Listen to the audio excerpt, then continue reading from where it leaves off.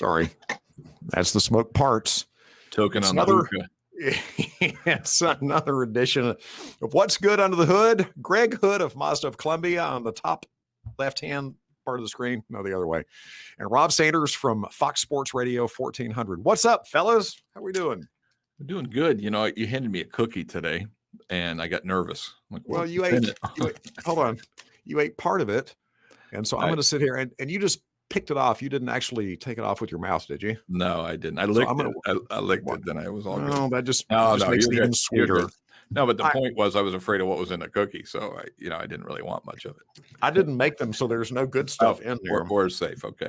Next week I will have cookies that will make the podcast even more entertaining. Don't do that for us.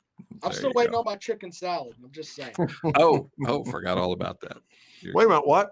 The chicken salad chick, we talked about that, and I said I was going to bring some for him. I guess I was ignoring that part of the conversation. I don't remember that one. Was that part of the podcast, or were you guys just talking off? It's part of the podcast. If you'd watch them, it might help you a little bit. I'm way too busy. If you were involved in what we're doing, it'd be great. All right, hit me with something good. Hit me with a great question that I can't answer. I think you can answer pretty much anything about cars. Rob, do you want to take the first one? It's the joke question. Do you want to take that one? I was looking around, and you see and it's like every dealer has this thing where, and you've seen the Fox. It's been outside some dealers like, show me the Carfax. I mean, and when you look at it, is that something that is a third party that's going to look at a car and say, okay, this car had X, Y, and Z done to it? Or is it owned by someone that's going to basically put out there whatever it is to sell the car? No, it's an independent company. It's actually part of the Cox Automotive Group, which has so many things involved in the car industry, like everything from Manheim auctions to, dealer management systems that we use. They have all kinds of things that they offer, but it's legit. There are some caveats to that. Carfax doesn't know everything. So you kind of have to be a little cautious. Like what? What would they not know about? Well, if I went and wrecked my car and then I took it to my buddy and had him fix it, that would never hit a Carfax. I mean, if I ran into a tree or a pole or it wasn't a police report or something like that, it won't get reported. So, it's up to a customer to take a look at a car just like we do when we buy one. I mean, I've seen cars that have been hit. You can tell they were repaired and they don't have a bad Carfax. And one thing is like when I'm buying cars online, I go in and I pull up a Carfax and I look to see what the history of the car is, how many owners it had, how well the car was serviced. And then it tells me, oh, there's no accidents, but you can go over on the other side of the screen and see that they do paint readings on a car. So they'll give you a low paint reading of a 5.1 and all of a sudden it's 15.3. Well, that tells you that fender or that door or whatever had been repainted somewhere along the way. So it's something, worth looking at. It may not show up on Carfax. And not every dealer reports to Carfax. Let me throw something at you, but just from something you said. I don't mean to interrupt you, but I change my own oil, so that's not going to show up as maintenance and all of that on the Carfax either, right? Correct. Yes, I mean it's kind of bad on the other end too. I could take very good care of my car, but if you're just somebody that's looking at the Carfax, you're going to say, "Well, this fool didn't change the oil. How do I know that?" Well, if the fool kept his receipts from what he did, and then he put that on the ad when he was trying to sell it, hey, I know it's not reported on Carfax, but I did service the car and I have all the records on it, you're going to easily overcome that argument. Keep your receipts, Rob. And there's another model out there. It's called Auto Check. I think when you go on eBay and buy cars, you can check on Auto Check, and they're used in a couple other areas. So it's a competitor to Carfax. But once again, they're not the Bible. And the biggest problem for us is, and I worked for a dealership before where we had a car that was sold. It had a clean Carfax. And then when he went to sell it, it had a bad Carfax. And the reason that happened is because there was a scrape in the door and it was refinished. There was a minor accident. And I'm talking minor. It was just a little crease down the door, and the body shop had repaired it.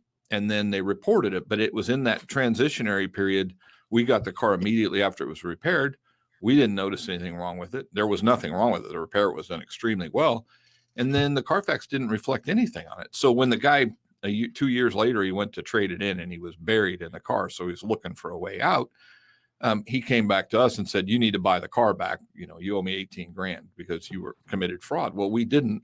We're not responsible for who reports or what reports. We just use that as a tool to help us understand what we have. So we actually ended up going to court with it, and we won. And we won. Two reasons were because he was claiming it was some ridiculous amount of damage, and we got a hold of the previous body shop that did the work. And thankfully, the guy had all the pictures from the work that he did. So it's probably $800 worth of work, I think, to the whole car. So he's claiming that, we devalued it and we committed fraud and all that stuff, and we didn't. But it's not a Bible. It's not. It's a guide. They do it now for boats too. You can run a VIN number on a boat. And you can tell whether it's been damaged or underwater or that kind of stuff. So it's a helpful tool. And yeah, we even have one of those Carfaxes in our showroom, that with the air thing running, and it's pretty cute. You'd like. What do you feed it? Cookies? Yeah, you're an animal guy. Yeah, big cookies. That's right. All right, give me another one. What you got? Right, I have one. 0% financing. Not that I have good enough credit to get that, but is it a good deal? 0% financing, or is it going to come back and bite you in the ass later on? Well, how can 0% bite you? The only thing I can tell you is this: there's a lot of times, not all times, a lot of times there is 0% that's done, or they'll give you a bigger rebate. So really what you have to decide is, if I could, on my own, let's say I could get 3% interest on a car, or 3.25% or whatever, and I'm offered 0%. If I take the 3% interest and I take a $2,000 rebate in lieu of the 0%, and I don't run to term on my loan, which most people don't. They can do a 5-year loan to make a payment affordable, but they get out of the car after 2 or 3 years. And so if you took the money up front instead of the interest, you actually would have a lower loan balance. So when it comes, if you're interrupting that loan part way, sometimes it's foolish to take the 0%. You got to do kind of a financial model on it to see what really works. So, manufacturers offer those incentives for various reasons, but, a lot of times it just sounds a lot better than it could be if your circumstance is not one to go into term on a loan. But does it take really great credit to have 0% financing, or is that something they offer people with 750, 710 or whatever? Well, 750, 710 is pretty good credit. I mean, okay. And if you're over 700, you're going to be in. 720 is kind of for 0% is usually, depends on the lender, depends on, the captive, we call them, Ford Motor Credit, or we have Mazda Financial or Kia Financial or whoever. They have different criteria for what they do. And a lot of times it's driven by the manufacturer too. So they might dig a little deeper in the credit area because they're getting a little spiff somewhere along the way, or an agreement with the manufacturer, because the finance arm and the manufacturer arm are really kind of separate, even though they got the same name. And so, they may buy it down just a little bit to maybe reach down to a 680 score, but they have tier levels on what they do. And generally 720 and above is the best. And then it starts, working its way down from there. So yeah, it impacts whether or not you can qualify for that or any other kind of financing for that matter. Rob and I were talking about incentives earlier today, and you had a couple of questions about that as well. Yeah, incentives and rebates. Yeah, how does that come about? Do they determine, all right, we're going to go and give rebates on X model, or is it just across the board? Hey, we're going to give you this incentive to buy. Well, no, it's driven by, all kinds of decisions. A lot of them are actuarial. I mean, they'll sit around and figure out what they're projecting to sell in a year. And one of the things that impacts how much money they throw at it is whether they're meeting that goal to get where they need to be. So if, Ford's got F-150s and their Ram is sneaking up on them, they may throw some money at it so they don't lose market share. That's one way, or Chevy or whatever it happens to be. Sometimes it is related to supply chain. So if they've got a commitment to buy X amount of taillights for whatever car, and I'm throwing taillights out there, that's kind of minor, but anyway, if they're going to throw X amount of product, they've committed to it, they have to make X amount of vehicles. And a down plant costs them a fortune too. So it's not just a matter of, it costs more to have an idle plant because they haven't met their sales goals than it would be to throw some money at a car to get it moving. So sometimes I think I'll call it ego driven because they're wanting to retain their market share. market share is important in the long-term play because, like we talked about a couple of podcasts ago, owner loyalty is important. So if their sales are slumping, they're going to throw some money at it to get you to do something. And sometimes they're going to throw financing offers, and sometimes they're going to throw both, and sometimes they'll subvent a lease. And that word subvention is one where they are buying it down. So a normal lease rate may be 4 or 5% APR, which breaks down to some, and I don't know what it would 0.0025 as a rate money factor. And they may buy that down to 0.0001, which actually equals 1%. I'm just kind of spitballing here, but they'll throw money at it to buy it down to make the payment more attractive, so you will then be able to afford the car and buy it. So there's a lot of motivations to why they do what they do, just like we do. I mean, listen, there are times when at the middle or end or weekends or whatever, where I'm incentivizing my salespeople to work a little harder, to push a little harder, to make more phone calls, to try and generate business if we're a little bit behind what our goals are. And, I like rewarding them for good behavior. So if they're working really hard, I don't mind sharing in the money in order to get that done. So we're doing exactly the same thing a factory does. If there's a slump, I'm going to throw some money at it. Say, come on, guys, I'll give you, $200 if you sell that car. I'll give you whatever that number is, or you sell 3 cars in a day, you get $500 or whatever it happens to be. But, that's the same thing that they're doing. So they've got multiple reasons in doing it. But we are the beneficiaries of it from time to time if sales kind of slump. We can see now with this inventory situation, they're not making as many cars, but they're making more money on those cars because they're not giving the incentives they had before. On the flip side of that, though, the trade-in, most people have a trade-in. So the trade-in value, or if they're going to sell it themselves, has gone up to offset some of that too. So, it's kind of in balance, in an out of balance kind of way, if I could say it that way.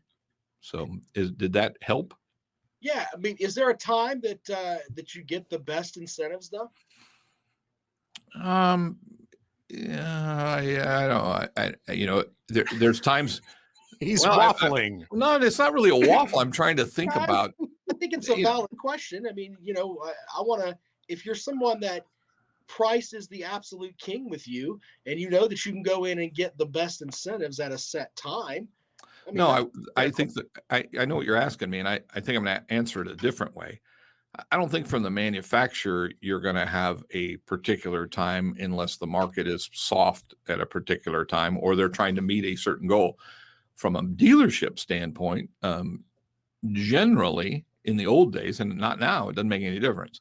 But, if you went back 2 years ago, certain manufacturers had volume incentives that were really, really weighted on that volume. So sometimes a dealer would have to sell 200 cars to get some money coming back to them. And if you add up, let's just say it's $500 a car.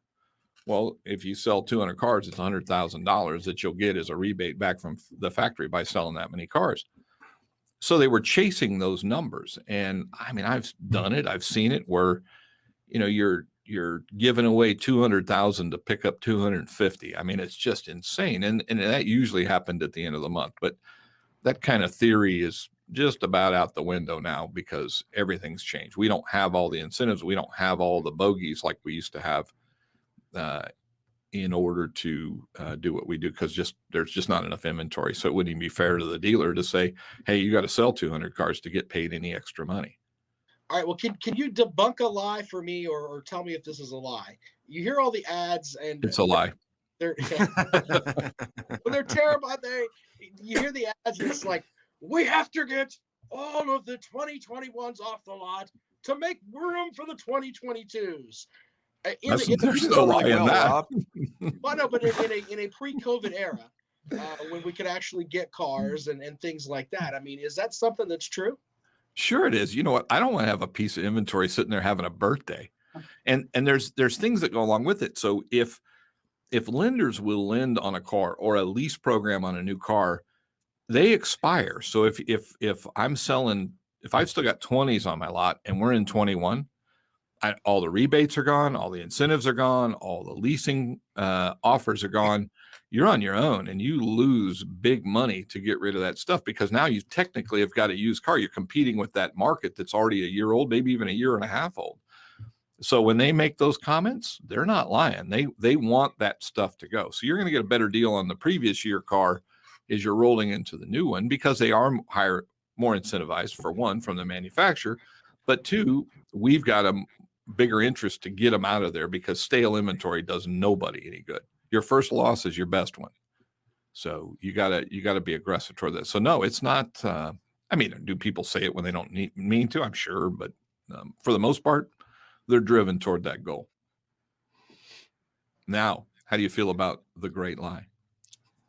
It's just something we have to clear the line. I'm just laughing because I'm like, that car that you're trying to sell me in July, it's still gonna, in my mind, hold the same value in October.